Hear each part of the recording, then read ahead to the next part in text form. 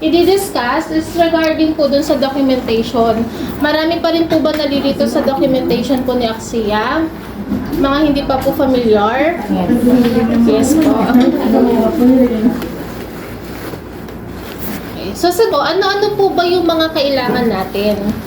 So, FYI po, kay Axia, si principal buyer po, siya kasi co-borrower, iisa lang po or pareho lang po yung sinasubmit nilang documents. Okay?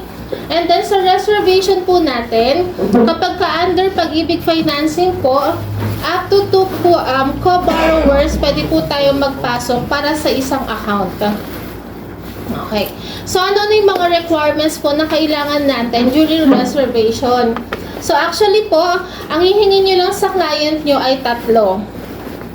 Ano po ba yung sinasabi kong 3? So, iyan po yung valid ID, proof of billing, at saka yung Income. yes, proof of income. So, yan lang po yung mga hihingin nyo sa kliyente nyo. So, dyan tayo magpo-focus. Yan po yung ima-master natin at mas iintindihin po natin para mas magamay nyo po ang reservation natin kay Axia. Kasi the rest po, ayan po ay mga forms at saka online registration na lang. Sa forms po natin, FYI po, dito kasi po sa site, hindi na kami talaga nagmamass produce kasi yung mga forms po namin ay available via Google Forms, Google Drive. So, pwede nyo siyang i-download, tapos i-reproduce nyo na lang po. So, hindi na kayo nagbibigay dito, ma'am? Hindi na po. Actually, minsan nag-out kami, pero very ano na lang Pero siya. malabo yung nasa ano. Malabo po yun nasa Malabo. ano. At saka, ma'am, before naman nagbibigay, bakit ngayon hindi? Kasi ma'am, medyo cut kami ma'am sa ano po pagdating po sa forms. Nagbibigay po kami kapag dito po nag-reserve. Pero kung pupunta po kayo para humingi po ng madami, hindi po namin kayo mabibigyan. Pero kung may walk-in po kayo, tapos dito kayo magre-reserve, Pwede naman. nagpo-provide po kami. Hindi lang po namin kayang mag-provide ng sobrang dami po. Okay? Yung hihingi lang hindi pwede. Opo, yung hihingi po ng madami, tapos wala pong Oo, reservation kasi para wala sa namang office. tinatambay lang sa kanila, nagsasayang. Yes po, yun po. Ang panggato. Opo. So, okay. So, ang una nating i-discuss is yung ating valid ID. So, ano-ano po ba yung valid ID na nire-require namin or acceptable po sa amin? Actually po, sa valid ID, ang kailangan lang po namin ay dalawang ID lang po. And then, halos lahat po ng ID ay ina-accept namin. Kahit yung mga secondary.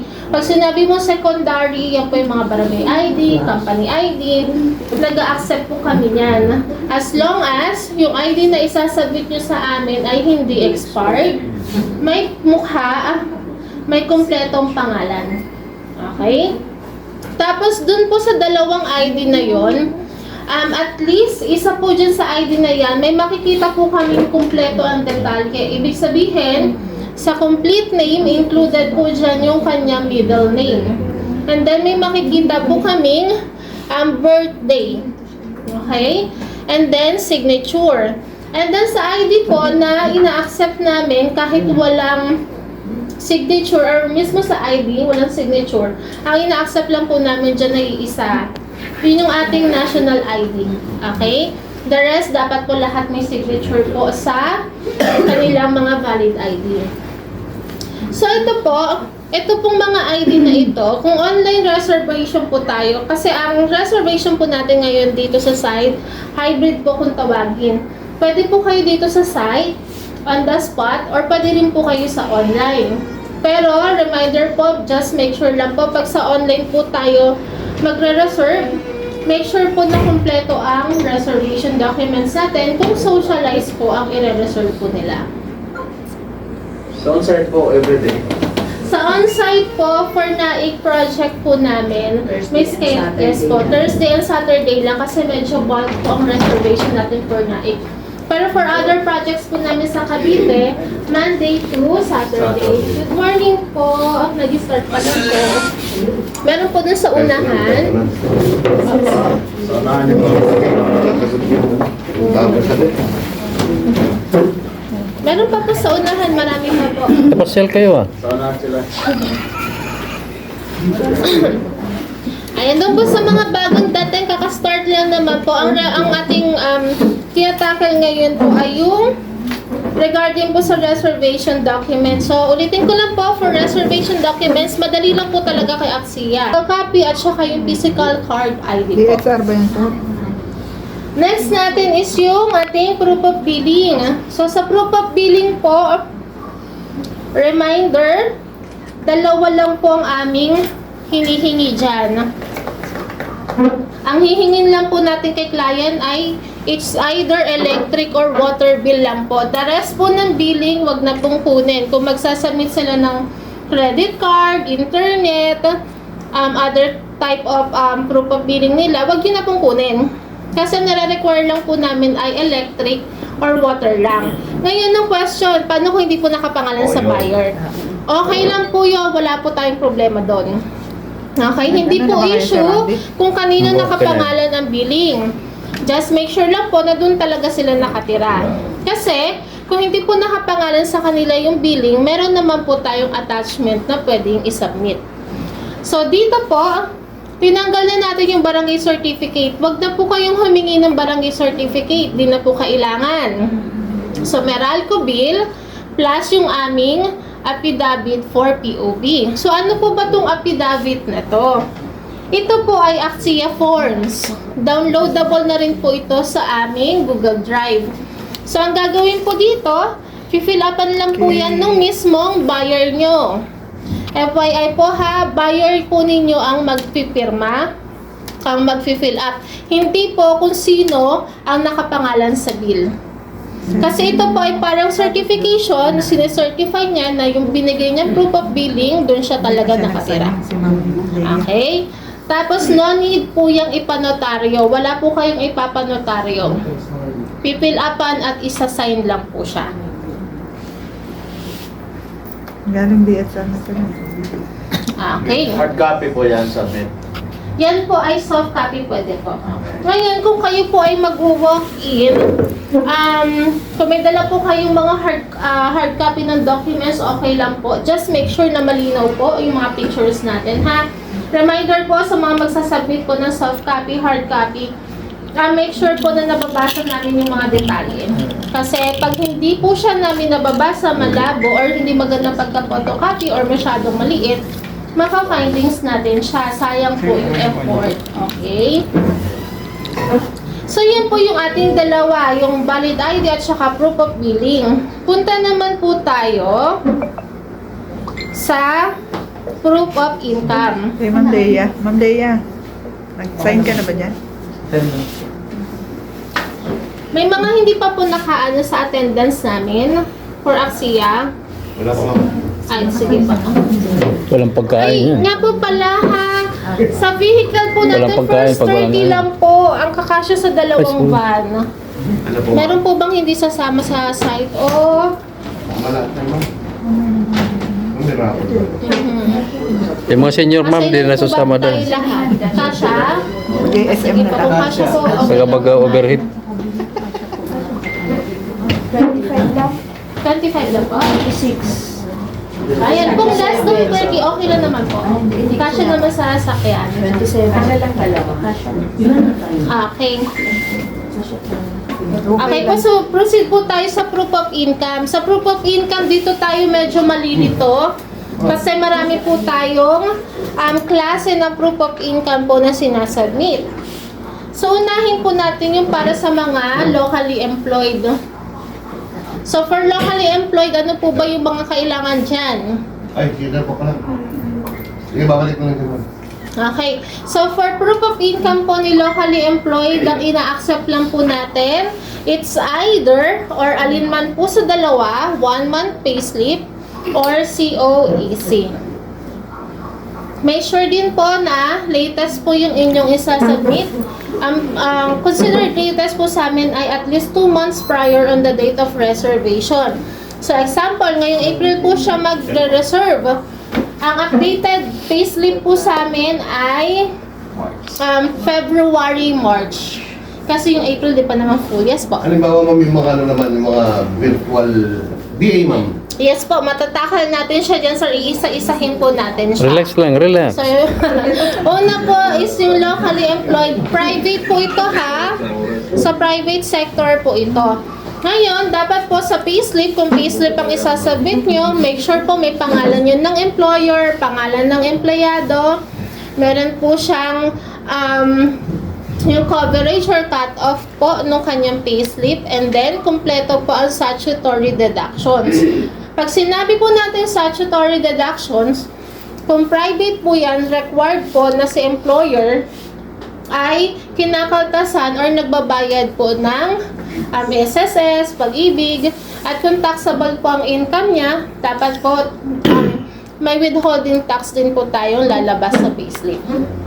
Okay, so bakit po tayo very particular pagdating po sa tax? Kasi, di ba po ang taxable natin sa ngayon, ang 20,800 something po pataas na monthly income, dapat po ay may tax. Dahil ano po yun? Based po yun sa ating train law. Kasi po may mga nagsasubmit dito na 30,000 monthly tapos walang tax deduction. Isa lang po kasi ibig sabihin nun. Kung ganun po yung setup ng payslip niya, possible po pagka file ng employer po niya sa BIR, hindi po talaga yun ang basic pay niya, 30,000. Kinakat po yun ng employer. Kasi magkakaroon kayo ng problema. Bakit natin siya sinecheck ngayon pa lang? Kasi magkakaroon po kayo ng problem pagdating po dyan sa filing niyo po sa pag-ibig. Pag final kasi na natin sa pag-ibig po yung account, tatlo po kasi hinihingi po natin na proof of income pag locally employed private. Payslip, COEC, at saka yung kanilang ITR. So, kung sa ITR, iba po yung declaration ng income, magkakaroon po ng discrepancy dun sa dalawang documents. Possible po na magkaroon ng problem pagdating sa approval ng loan. Okay?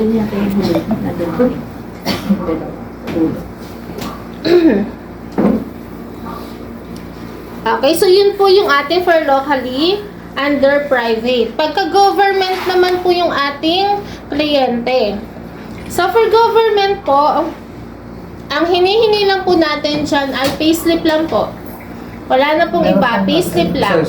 Ang kaibahan naman po niyan sa private, kung ang taga-government ay walang statutory deductions, walang tax, okay lang po.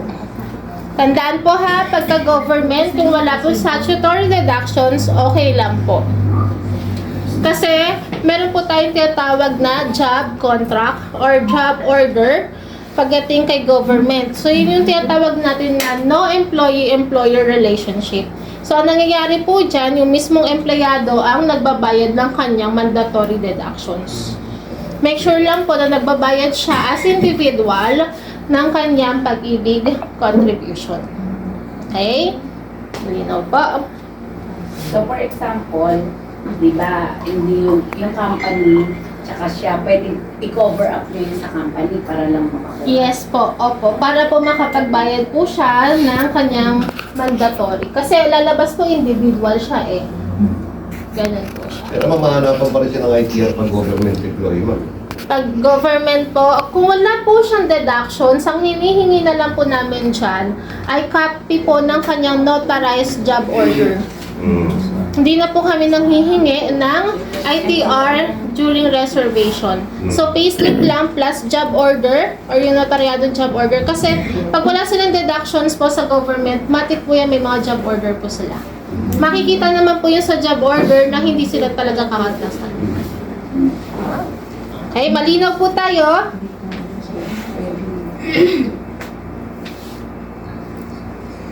So, ito yung example natin na payslip for government. Ito naman ay sa teacher. So, kung mapapansin nyo, ayan, may mga deductions naman siya dyan. Saka isa pa po, pagdating sa government po, kasi kung mapapansin nyo, police, di ba po? Ang gross income niya, 41,000, almost 42,000. Pero ang nati-take home niya is nasa 11 to 12,000 monthly na lang. So, dito po, kung ganito po ang scenario ng payslip niya, just make sure lang po na ang take home po niya or ang kanyang net pay ay hindi bababa sa 5,000 monthly. Okay? So, yung ganitong setup, 10,000, 11, or 12, Grabe naman dami. 11,000. Kasi marami silang loans pagdating po sa government. Especially yung mga AFP, yan po. Kasi sa kanila ay mandatory ang loans. Alam ko po mandatory ang loans At saka sila. pinipilit daw silang mag-loan. Yes po, mandatory sa kanila. Kaya lalabas po Kaya pala yan. yung boto, yung pamangkin ko. Pero makikita niyo po yung mga loans sila, nasa savings lang din naman nila. Pero computation no, mas sa total amount niya sa required income. Yes po, sa required income natin pag government gross pay. Gross pay. No? Yes po, gross pay. Tapos make sure lang na hindi bababa ng 5,000 monthly ang take Ang home. take out. Yes po, ang take home. Ito. Nga po.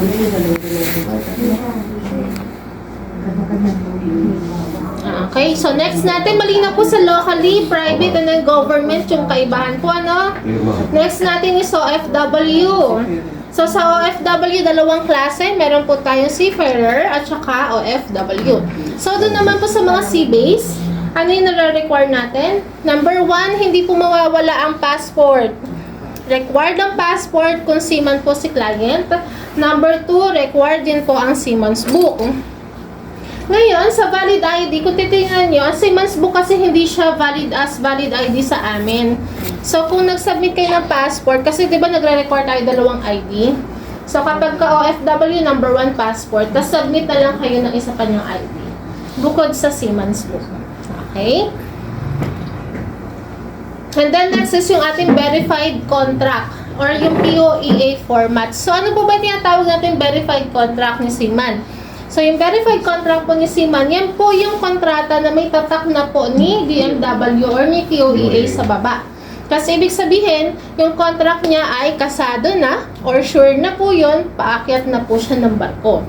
Ngayon, ay paano kung paakyat pa lang po, tapos gusto nang mag-reserve, o kaya pababa pa lang po, pero gusto nang mag-reserve, or nasa bakasyon po, pero gustong mag-reserve, pwede po yun. Okay? Pwede po yun. Di natin kailangang antayin lumabas yung latest ng kontrata. Given na meron po or may kopya pa po siya ng old contract niya. Okay? So, for the meantime, old contract muna isasubmit nyo. Yes po, old contract po muna ang isasubmit nyo sa amin and then promissory na lang po yung kanyang latest contract. Okay? So, next natin is authorization letter for attorney in fact. Ano po ba itong AIF letter na ito? Ito po ay simpleng letter lang naman. Naka-indicate lang naman po doon kung sino yung ino-authorize niyang pumirma on behalf niya pag siya po ay on board na or nasa barko. And then lastly po, isang valid ID po ni attorney in fact. Okay, so kung hindi kayo familiar sa AIF or attorney in fact, yan po yung tinatawag natin SPA. Yung naka-special power of attorney natin. AIF kasi, ibig sabihin na tinutukoy natin dyan ay yung tao. Pag sinabi natin SPA, dokumento po kasi yun. Okay? So, sa contract po ni seaman, ito lang po yung nire-require namin. Itong format po na ito. Kasi si seaman po, maraming attachment na kontrata. At iba-iba din po ang declaration ng income po niya, lalo kung may allotment. So, doon po sa kontrata niya, laging ito pong format ang hahanapin nyo. Wala po tayong ibang hukuning kontrata kay seaman, kundi ito lang po. Yes po. Okay, malinaw po. Next po natin is OFW land base. So, ito yung mga nag-i-stay po sa ibang bansa. Anong kailangan natin dyan? Siyempre, una po yung passport. Number 2, residence ID. So, sa residence ID, kung hindi po ito available kay client nyo, possible po yan kasi hindi siya available sa client nyo on the spot, lalo kung kakaalis lang po ng bansa or first time niyang aalis. Usually, ang binibigay po sa kanila ay visa. As long as valid po ang visa, pwede po yung i-replace natin sa residence ID. So, kung wala pong residence ID, wala rin siyang copy ng visa, working permit po sa ibang bansa. Okay? Tapos tatandaan, ang residence ID po, dapat po yan ay naka-English. Given, kung may ma-encounter po tayo na residence ID na hindi po English, kasi may mga ganyan po sa Middle East, sa Europe, pero usually sa Europe po kasi, yung mismo salita nila, tapos may English sa baba, okay lang yun. Pero kung wala po siyang English, kailangan po siyang ipatranslate. Or may mga cases po na meron pong residence ID, tulad sa Middle East, yung iba pong ikama na nilalabas, may number lang doon. Mas makikita mo yung details ng card na yun through app. Pwede po yun, basta i-screenshot lang po or pipicturean lang nila yung mismong app. Kasi dito po sa residence ID, visa, and then work permit, ang chine-check po natin dyan, pangalan nila, plus yung validity. Okay? Importante po yan kasi dapat hindi expired po yung kanilang mga residence, visa, and then work permit po doon. Okay. Next natin is for contract. Sa contract po, dalawa lang ang hinihingi natin dyan. Yung mismong kontrata nila, master contract or salary certificate. So, sa contract po, ano po ba chine-check natin dyan? Dapat po ang kontrata ay laging may tatak po ni POEA or DDMW. Paano po kung yung contract nila ay walang tatak? Ibig sabihin po niyan, sila ay direct hire. Pag sinabi pong direct hire, hindi po sila dumaan ng agency. Direct po silang nag-apply doon, kinuha or ano lang po sila. Ngayon, pag ganun po yung case at direct hire po sila, ang kinukuha na lang po natin sa kanila ay salary certificate. So, ano po ba yung katumbas ng salary certificate? So, ang salary certificate, katumbas po yan sa locally natin ay COEC. Okay? So, paano kung ang client nyo ay hindi talaga makapag-provide ng salary certificate pero may kontrata at valid? Ngayon, kung ganun po ang case, require po ang client nyo na magpunta ng embassy at patatakan po niya yung kanyang kontrata. Ibig sabihin, kailangan siya mag-inform doon na nag-work po siya sa bansa na yun bago po matatakan yung kontrata niya. Parang certified true copy. Hindi po, nakatatak po doon na verify siya, tapos basta po may tatak siya ni DMW. Kasi ibig sabihin, yung kontrata mo recorded kay embassy. Alam ni embassy na nagwo-work ka doon.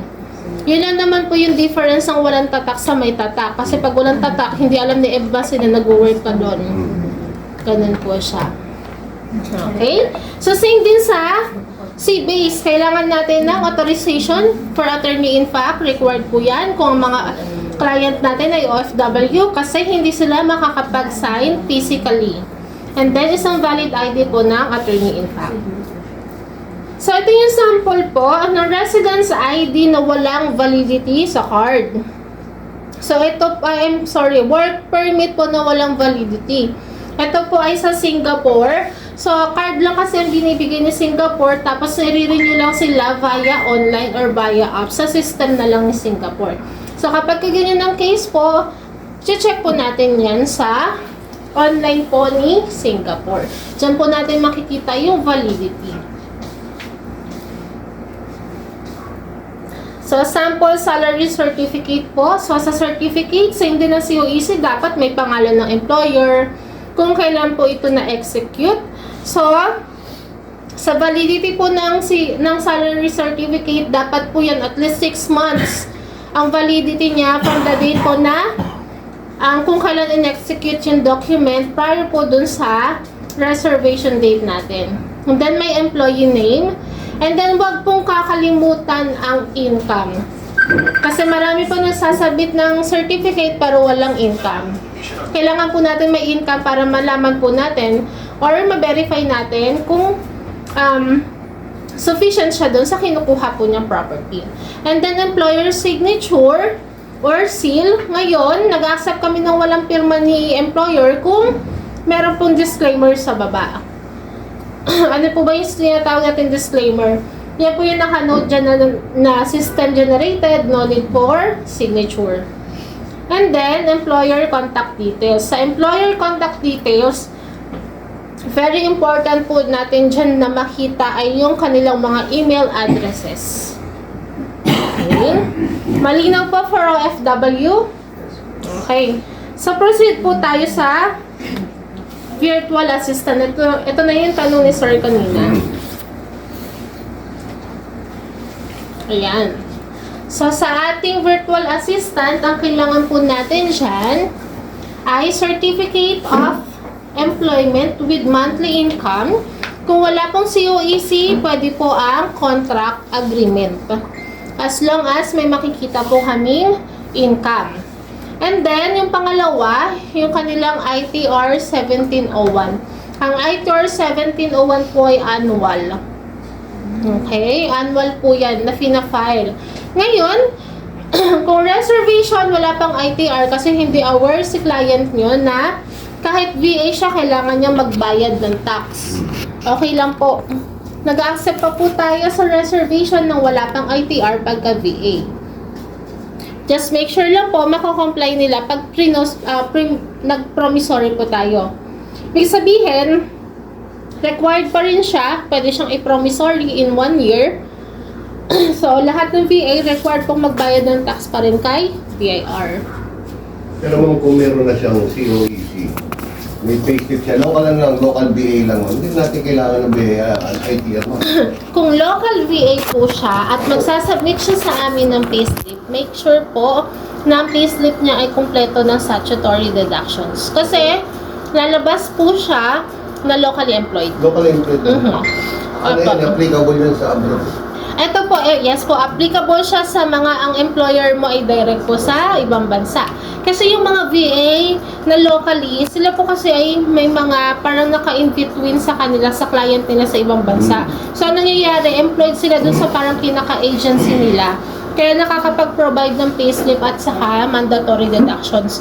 Kung ganun po ang case niya, consider natin siya as locally employed. Local employed. Na naka-private. Okay.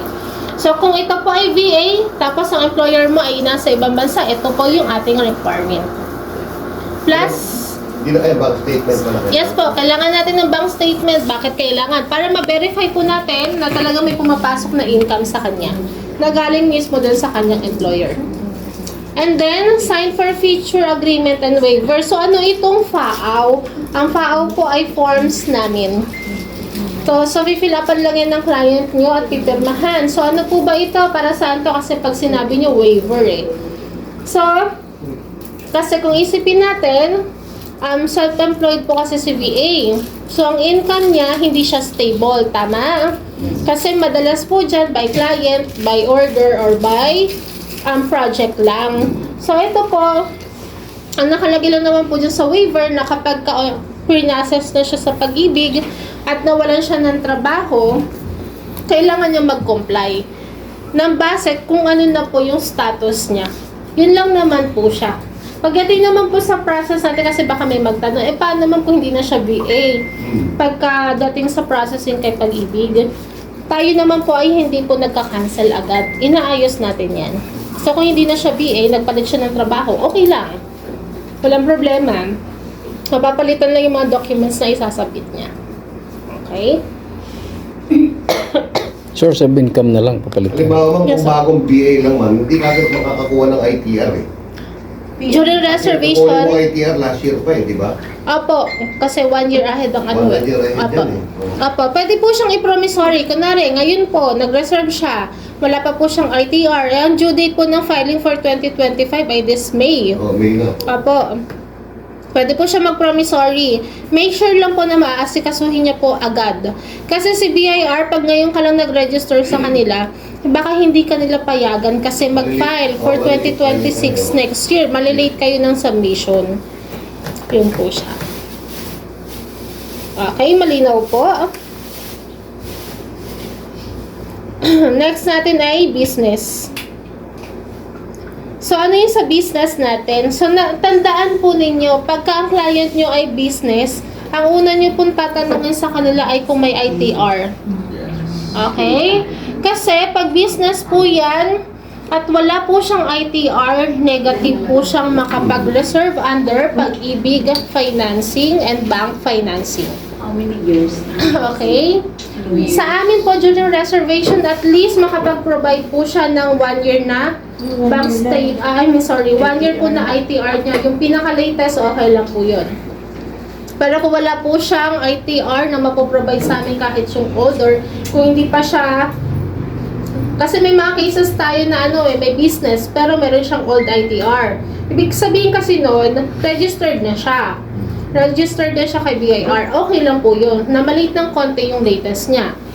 Ang hindi lang po talaga natin i-allow is yung talagang wala pong ma-provide na ITR. Ganyan po tayo pagdating sa business. Hindi siya pwedeng i-reserve pag wala talagang mapoprovide na ITR. Pero ma'am, kung may dati siyang ITR last year, tapos nagbago siya ng business niya, okay lang yun. Okay lang po. Kasi registered naman siya. Parang on process Nakapile naman yung last year niya eh. Opo. Okay lang po yan. Ngayon, since business po yan, kung siya ay registered may ITR siya, for sure, mako-comply niya po lahat ito. Yung kanyang mga DTI, kung SSC man yan, mga permits niya, picture ng business, cash yan po. So, bukod po dito, ang isasubmit niya ay bank statement, kung saan po mapasok ang income ng kanyang business, at saka yung ating form na FAAW. Kasi pagka business owner, consider siya as self-employed eh. So, ang FAAW kasi, makikita nyo lang yan sa mga self-employed clients po ninyo. Saan pinagagawa yan, ma'am? Forms namin siya. Pwede niyo po siyang i-download sa Google Drive po namin. Axia Forms po yan. Fill upan lang yung client mo. And then, sisignature lang po.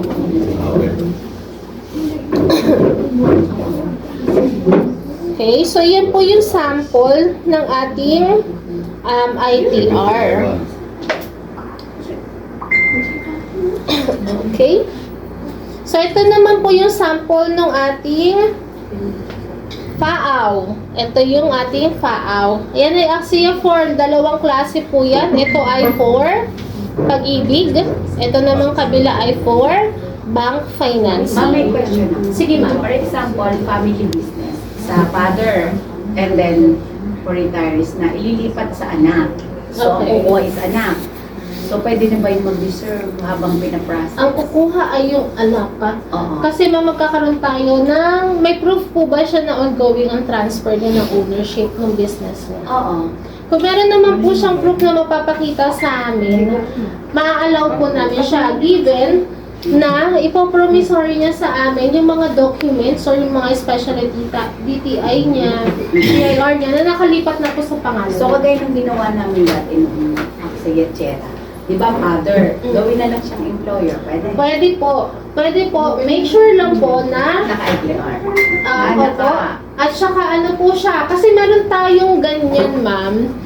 Merong, opo, ang nangyayari kasi, dinedeclare lang nilang empleyado pero hindi documented.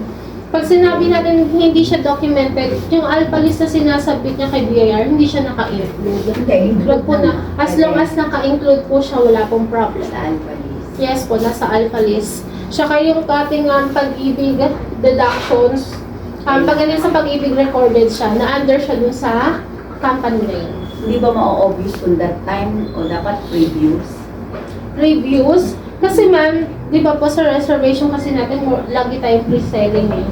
Kasi pagdating po yan na ipapasa na natin siya kay pag-ibig, So, 2 pwede years na na kasi. 2 to 3 Pwede pa years. naman ng mga 2 years covered na yun. Okay lang po yan. Okay na yun. Ang importante po doon, naka-alpha list po siya. Talagang naka-record po siya under dun sa company po ng parents niya. Ang mahirap lang dyan, ma'am, kasi meron kami ditong pero wag naman masyadong ma'am, pagdating sa declaration ng income. Kasi meron kami dito na disapprove siya ni Pag-ibig kasi late din kasi nilang final.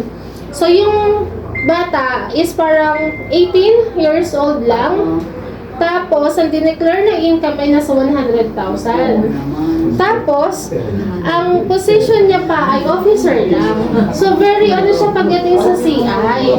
Huwag tayong masyadong obvious sa ganun, di ba? So, kung kailangan na, Kasi kasi kung- ang record natin ay nasa 40, mga 45 po. Sige. Oo, kahit di yan, 42, ganyan. So, wag lang tayo masyadong obvious po sa Hindi na siya pwedeng magko-borrower sa father. pwede po tayo mag-co-borrower. Wala pong problem. Okay? So, yan po yung mga nire-require po natin na documents. So, for other documents po ng client, kung kasal po siya, yung principal ninyo or co-borrower, kailangan na po natin ng isang valid ID po ng spouse. Kung babae po ang spouse niya, kailangan yung kanyang ID po ay under married name. Okay? For widowed or yung mga balo na po, kailangan may papresent po na death certificate. For legally separated, ito po,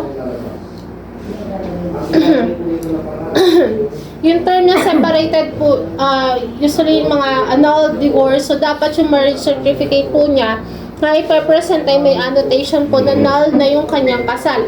Ito po ay nag-a-apply sa mga client natin na hindi pa po nakakapag-change ng surname, especially sa mga babae.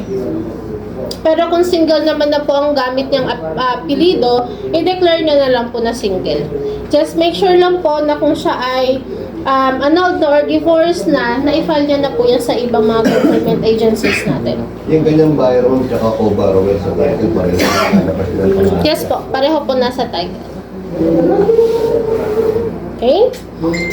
So yan po yung mga documents na nire-require po natin kay client. Next naman po natin ay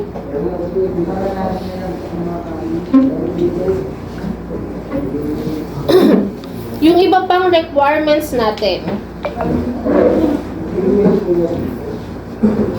So dahil under Pag-ibig financing po tayo, syempre nagre-require tayo ng virtual Pag-ibig.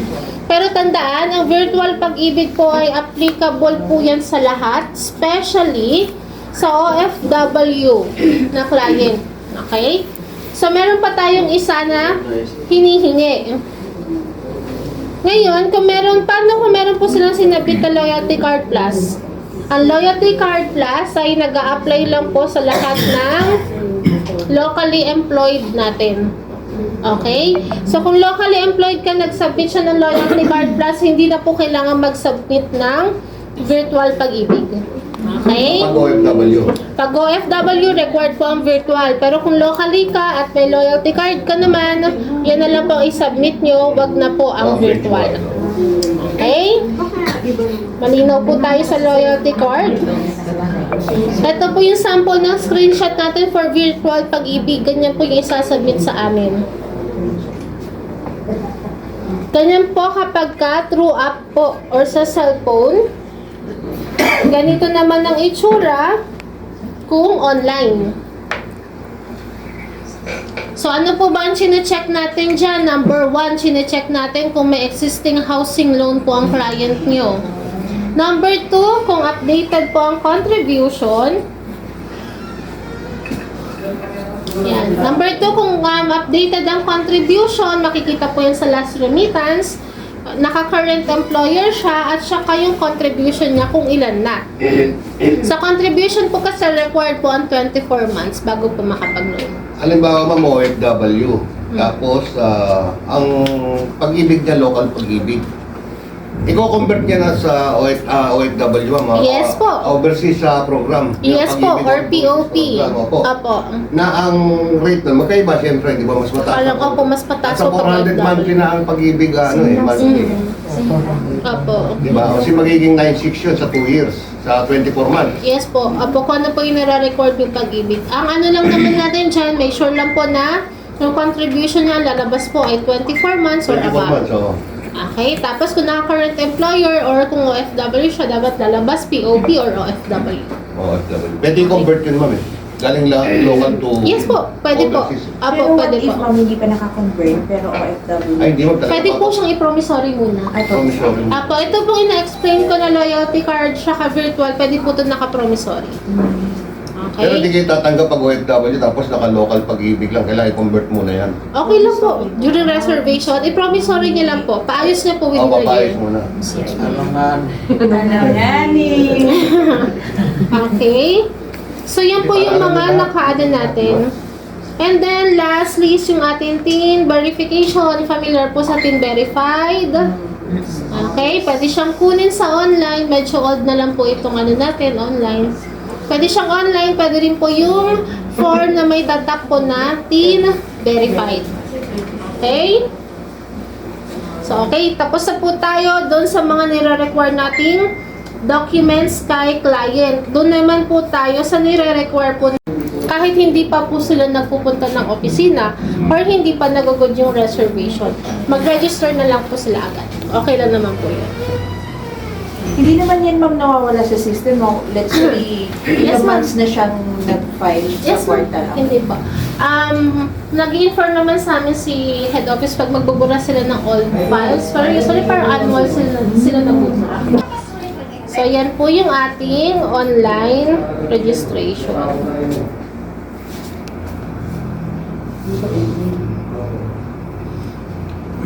So, other forms na kailangan natin, ay wait, nakaano na agad SPI.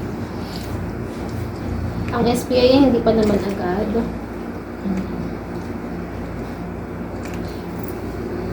Ayan, so ating reservation agreement, familiar po sa RA lahat. Okay? So, ang health statement form, hindi niyo po siya makikita sa lahat, pero usually kami na po nagpapasay niyan. So, medyo binago po ang ating ano rito.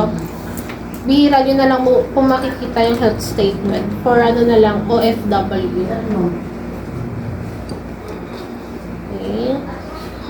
Medyo lagtawan ko lang po yung hindi na siya masyadong ano. So, ayan.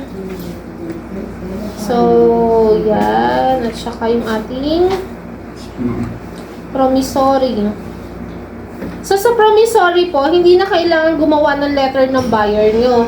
Kasi meron na po kaming form. Ayan. So, ready na lang po. Fill upan na lang po yan ng client. So, ito yung itsura ng ating form. So, pangalan ng client nyo, pirma ng kliyente, kung may ka-borrower dito po. And then, nakalist down po dito yung ating mga naka-promissory documents. Nasa Google mo. Yes, ma'am. Nasa Google din po siya. And then, dito po sa conforme, signature po yan ng ahente. Okay? So, yan po yung ating sa mga requirements. Malinaw po tayo. May questions po sila pagdating sa documents. So far, ang kailangan lang natin na hingin sa client yun, number 1, valid ID. Number 2, proof of billing. Number 3 ay proof of income. And then, the rest ay, sige, number 4 ay online registration or BIS. And then, yung number 5, yung ating mga forms. Okay? Wala tayong ano ma'am, in-house financing or deferred cash. May in-house po kami, sir. Pero kasi super bihira po kasi mataas ang interest natin sa in-house 18%. May defer din naman po tayo. So, ang defer natin ay 2 years po. No 2 years. interest. Hatiin sa 24 months. Yes, yung, ma'am. total Yes po. Bali yung total plus less po yung total less yung reservation. Then yung net niya divide by 24. 24 months. Pero ang deferred po natin ay hindi po applicable sa lahat ng project. Applicable lang po siya dun sa mga naka-RF or yung mga old projects na po natin. Kanji rin, hindi pwede. Pagka pre-selling po kasi hindi pa pwede. Okay? Wala po tayong questions po doon. So, proceed po tayo sa project po namin sa DASMA. So, unahin po